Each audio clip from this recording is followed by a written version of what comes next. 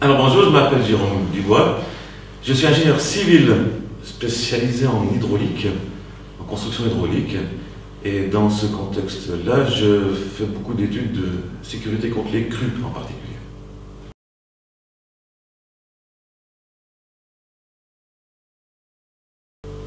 Alors, dans le domaine des risques hydrologiques, comme on les appelle, une grande partie de l'activité, c'est d'identifier, de cartographier les risques.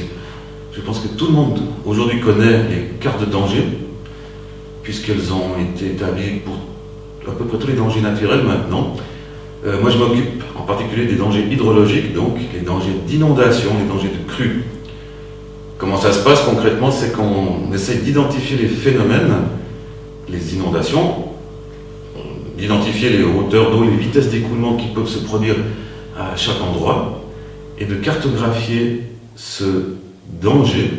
Les termes sont assez délicats entre le danger et le risque, c'est pas la même chose, mais la Suisse a décidé de faire des cartes de danger pour cartographier le danger. Les risques naturels, pour parler des risques hydrologiques, sont quand même assez fréquents en Valais. Il y a des cours d'eau partout, et en bordure de tous les cours d'eau, il y a systématiquement des dangers qui sont identifiés.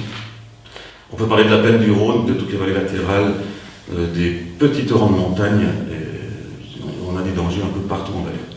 Il n'y a pas systématiquement tous les citoyens qui sont concernés par un danger hydrologique, mais il y en a un certain nombre. Quand on croise toutes les sources de dangers naturels, entre les avalanches, les chutes de pierres, les glissements, les inondations, c'est vrai qu'il y a un certain nombre d'endroits qui sont soumis à un danger.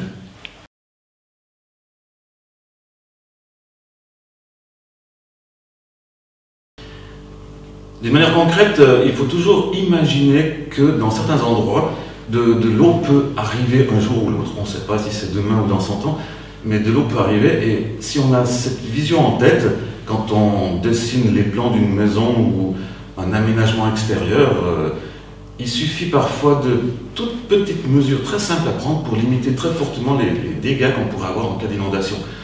Il y a certains sauts de l'eau qui permettent à l'eau d'entrer dans les sous-sols du bâtiment.